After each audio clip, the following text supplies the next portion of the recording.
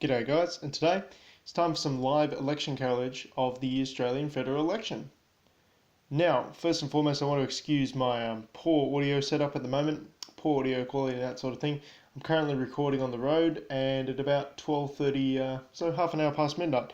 So certainly not at my best, but I do think this is important and interesting information to get out to the wider world, not just Australia. And again, very interesting stuff to see because as recurring viewers may know, I have several times predicted that the Australian Labor Party will be winning the next federal election.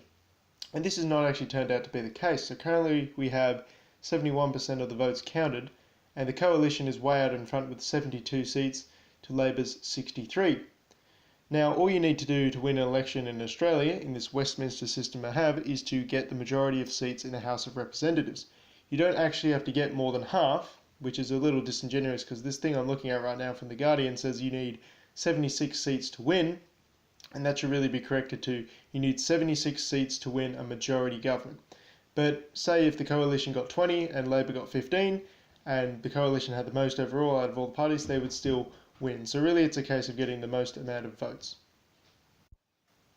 So yes, with only 9 seats of the 151 seats of the House to go, and with Labor 9 seats behind the coalition, it's pretty obvious they can't win this election. And as such, they've actually conceded the election to the coalition. There's been all the, the handshaking, congratulations and thanks, sportsmanship attitude across the party, across party lines, which is good to see, I guess, rather than people just being horrific to each other. Interestingly, Bill Shorten has also stepped down as the leader of the Labor Party.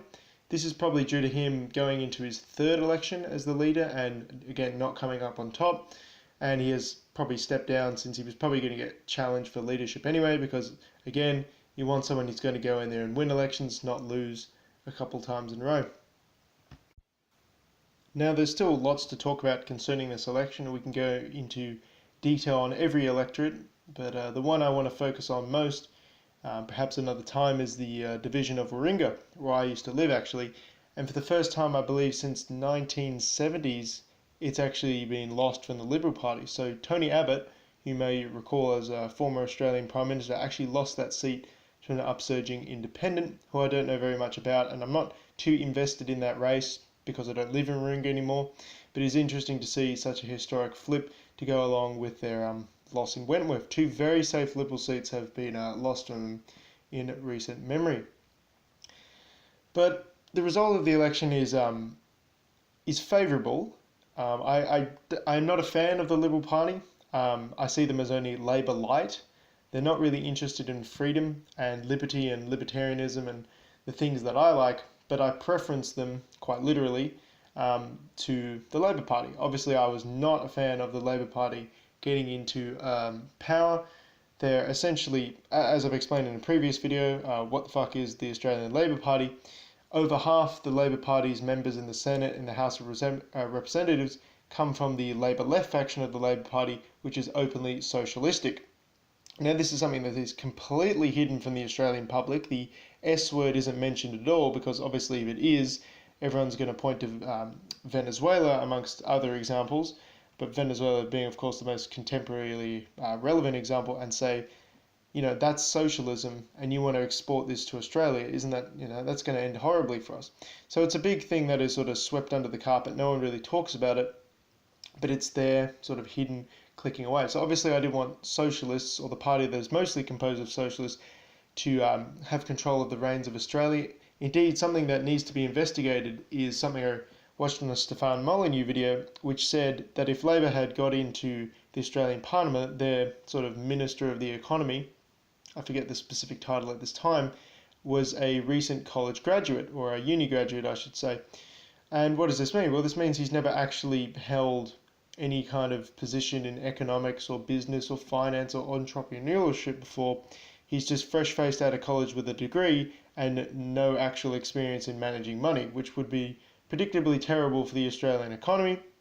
And I would hazard a guess that coming out of university, coming out of economics, that is a prime target for, Marxian influence. Talk about how, Marx, it wasn't real socialism, and we've got to socialize everything, and that makes everything more efficient. Essentially, communist propaganda. It's quite rife in Australian universities. A lot of courses, a lot of universities basically force you to take a course in such things as this. I have a friend doing paramedicine, and he has to do a mandatory subject that essentially talks about how great Marxism is and how bad white people are and that sort of thing. So, someone coming in to manage the economy who has no actual experience managing money, even in the private sector, is obviously something I want to be avoided at all costs. I don't claim to be any expert in money, but I want someone with a really good, solid track record, a good history of managing money if you are going to manage the centrally planned, to an extent, Australian economy. That's all the detail I'm going to go into at the moment. So just to recap the main points, the Liberal Party of Australia, the Liberal Coalition, has retained governance, sneaking out ahead of the Labor Party against all odds and against all the predictions of the polls. That's another thing I need to get into. I can guarantee you the mainstream media were selectively cherry picking polls and manipulating that to demoralise people. But it hasn't gone through and they've won out. And because of this, Bill Shorten has stepped down as the leader of the Australian Labor Party. They have conceded defeat, and we can see in the seat of Warringah up in Sydney, the safe seat for the Liberals of Warringah has been lost, taken from Tony Abbott and given to an independent. And just looking right now, the seat of Wentworth, which was stolen in a by-election, went to an independent last year from the Liberal Party. Very, very safe Liberal seat, is actually absolutely neck and neck at the moment. There's only half a percentage point between Karen Phelps, the incumbent independent, and the Liberal candidate Dave Sharma, who didn't manage to retain Malcolm Turnbull's former seat. But I'll catch up with that tomorrow morning. It's about time I went to bed, and thanks all for sticking around and have a good one.